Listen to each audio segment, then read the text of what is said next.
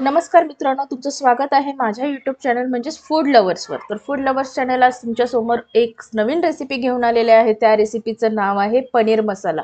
आता तुम्ही त्याच्यात बटर ॲड केला तर होणार ती पनीर बटर मसाला रेसिपी. सिंपल रेसिपी आहे, जास्त तामझाम नाही आहे, ह्याच्यात काही नाही आहे. पण व्हिडिओ सुरू करायच्या आधी मला एकच सांगायचं आहे, माझ्या व्हिडिओला जास्तीत जास्त लाईक करा, शेअर करा, सबस्क्राईब करा. माझ्या कमेंट सेक्शनमध्ये तुमच्या ज्या काही प्रतिक्रिया असतील त्या तुम्ही मनसोक्त मेन्शन करा. मी त्याच्या कमेंट्सला नक्की प्रतिसाद देईन, रिप्लाय देईन, सर्व काही. तर आपल्या आजच्या रेसिपीसाठी काय काय साहित्य लागणार आहे तर मी इथे बट ऑब्वियस आपल्याला जे पनीर लागणार आहे तर मी त्रिकोणी शेपमध्ये कट करून घेतलेलं आहे. तर मी पनीर तळत नाही आहे, मी रेस्टॉरंट स्टाईल दाखवते हे. तर त्याच्यासाठी काय करायचं की पनीरचे पीसेस काही तळून घ्यायचे नाहीत, मी आपले प्रॉपर कट करून घेतलेले आहेत, कापून घेतलेले आहेत. टोमॅटो घेतलेला आहे, थोडंसं सुकं खोबरं घेतलेलं आहे, लाल सुक्या मिरच्या घेतलेल्या आहेत, त्याच्यानंतर थोडे काजू घेतलेले आहेत, आलं लसूण घेतलेलं. तर काजू कशाला की आपण जेव्हा रेस्टॉरंटमध्ये जातो तेव्हा आपण जेव्हा पनीर मसाला, पनीर टिक्का मसाला, पनीर बटर मसाला, बऱ्याच कोणत्याही पनीरची तुम्ही रेसिपी ऑर्डर केली, छान असं क्रीमी टेक्स्चर असतं, क्रीमी अशी चव असते आणि आपण म्हणतो की हे आपलं घरी का होत नाही. तर त्याच्यासाठी तुम्हाला काय करायचं आहे, माझा व्हिडिओ एंडपर्यंत बघायचा आहे. मी खूप साऱ्या टिप्स आणि ट्रिक्स व्हिडिओमध्ये देत असते आणि तुम्हाला त्या माझा व्हिडिओ न स्किप करता शेवटपर्यंत बघायचा आहे. आणि आपल्याला मसाल्यांमध्ये काय लागणार आहे, मी जिरे घेतलेत, धने घेतलेत, बडीशेप घेतलेत, हिरवी वेलची घेतली आहे, दालचिनी घेतली आहे, थोडीशी जावित्री घेतलेली आहे, खसखस घेतलेली आहे, सफेद तीळ घेतलेले आहे. तर हे आपल्याला लागणार गरम मसाला.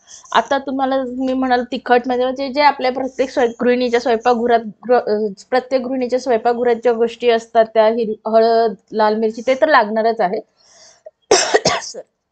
आणि मीठ.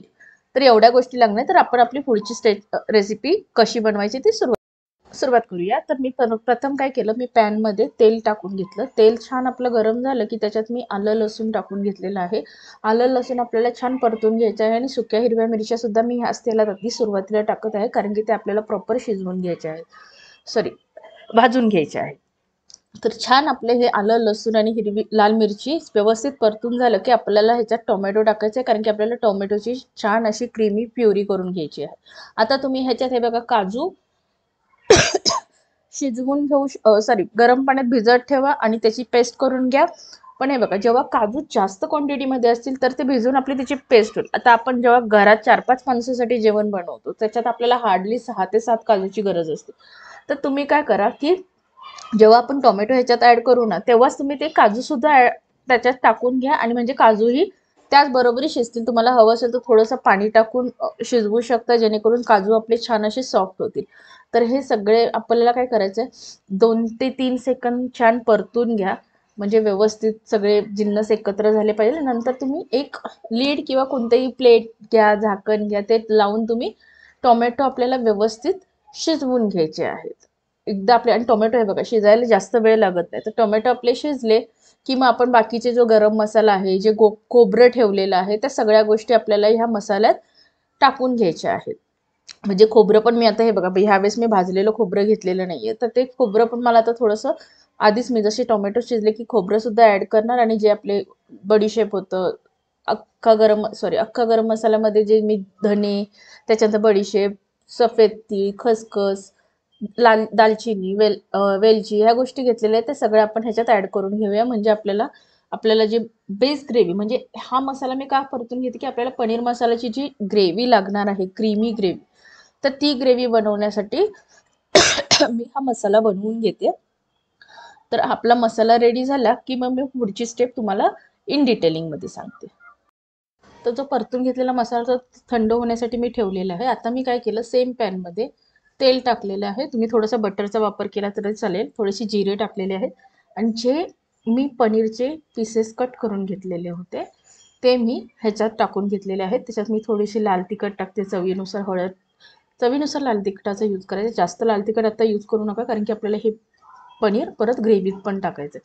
थोडंसं मीठ ॲड केलेलं आहे. त्याच्यानंतर धने पावडर, जिरे पावडर, तुम्हाला हवं असेल तर थोडंसं तुम्ही गरम मसाला, जर तुम्हाला हवा असेल तर थोडासा चाट मसाला, हे तुम्ही ॲड करून फक्त आपल्याला पनीर ना थोडंसं ना असं त्या मसाल्यांमध्ये ना एकजीव मिक्स करून घ्यायचं. म्हणजे आपल्या पनीरला सुद्धा एक छान असं टेस्ट येईल आणि आपल्याला असं पनीर आपण डायरेक्ट जेव्हा भाजीत टाकू तर आपल्याला पनीर असं अनसॉल्टेड किंवा पनीरला मसालाच लागलेला नाहीये प्रॉपर, तर तसं नाही लागणार. तर त्याच्यासाठी आपल्याला पनीर हे व्यवस्थित टॉस करून घ्यायचं आहे. आता नेक्स्ट स्टेप, मी मसाला ऑलरेडी जो थंड केलेला होता मिक्सरमधून मी त्याची पेस्ट करून घेतलेली आहे. फर्स्ट स्टेप काय झालं, मी मसाला करून घेतला. सेकंड स्टेप काय केलं, मी पनीर छान टॉस करून घेतला आणि त्याला थोडेसे मसाले लावून बुरबरून घेतलेत आणि त्याने पनीरला आपल्या एक छान चव येईल. थर्ड स्टेप आपल्याला काय येतं, जे घरगुती प्रत्येकीच्या घरात असतात ते हळद, लाल तिखट, धने पावडर, जिरे, हिंग. त्याच्यानंतर मी एक कांदा कापून घेतलेला आहे, शिमला मिरची कापून घेतलेली आहे, भरपूर सारी कोथिंबीर घेतलेली आहे आणि आपल्याला जे आपण जे मिक्सरमध्ये पेस्ट करून घेते ती, आणि मी थोडंसं तूप घेतलेलं, साजूक तूप. आता काय करायचं, पॅनमध्ये मी थोडंसं तुपाचा वापर केला. आता मी तुम्हाला म्हटलं की तुम्ही बटरचा वापर सुद्धा करू शकता. तर मी इथे बटर न वापरता साजूक तुपाचा यूज केला आहे, जे मी घरीच बनवते त्याचा. तुम्ही सुद्धा साजूक तुपाचा यूज केला तरी सुद्धा चालू शकतो. तर सर्वप्रथम मी जिरे ॲड केलेले. जिरे छान आपले तडतडले की त्याच्यात आपल्याला टाकायच्या आहेत त्या लाल सुक्या मिरच्या. हे बघा, 2 ते 3 सुक्या मिरच्या मी ऑलरेडी मसाल्यात पण टाकलेल्या आहेत आणि आता इथे तडक्यात पण देते. त्याच्यानंतर कांदा टाकून घ्यायचा. कांदा आपल्याला खूप बारीक चॉप करून घ्यायचा आहे. कांदा टाकला की कांदा आपल्याला छान परतून घ्यायचा आहे, म्हणजे त्याचा जो कच्चापणा असेल तो पूर्णपणे व्यवस्थित निघायला पाहिजे. म्हणजे थोडंसं पण आपल्याला असं जेव्हा आपण भाजी बनवतात ते कचकच नाही लागली पाहिजे. कांद्याची व्यवस्थित शिजवून घ्यायचं, म्हणजे शिजवून म्हणजे पार अक्षरशः त्याचा लाल करून घ्यायचा नाही, म्हणजे तो कॅरमलाइज नाही करायचा आहे आपल्याला. ठीक आहे. कांदा आपला व्यवस्थित शिजला की त्याच्यानंतर आपण ह्याच्यात टाकणार आहोत शिमला मिरची, कसुरी मेथी. कसुरी मेथी तुमच्याकडे नसेल, तुम्ही कोथिंबीरचा वापर केला तरीही चालू शकतो. असंच मी तुम्हाला म्हटलं ना की माझ्या व्हिडिओजमध्ये ना तुम्हाला प्रत्येक गोष्ट हवीच आहे असं काही नसतं. तुमच्याकडे ते नाही आहे, त्याला अल्टरनेट बरेच असतात. तुमच्याकडे कोथिंबीरही नसेल तरी काही इश्यू नाही. म्हणजे अक्षरशः एवढं कोथिंबीर आणि ह्याने कसं असतं, एक भाजीला छान चव येते म्हणून आपण कोथिंबीर किंवा कसुरी मेथी याचा यूज करतो.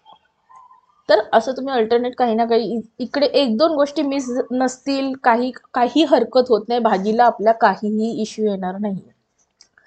तर कांदा आपला हे बघा व्यवस्थित झालेला आहे. आता आपण याच्यात ॲड करायची आहे जी मी पेस्ट बनवलेली होती, ती पेस्ट ॲड करायची आहे. त्याच्यानंतर शिमला मिरची ॲड करून घ्यायची आहे आणि आपल्याला हे छान परतून घ्यायचं.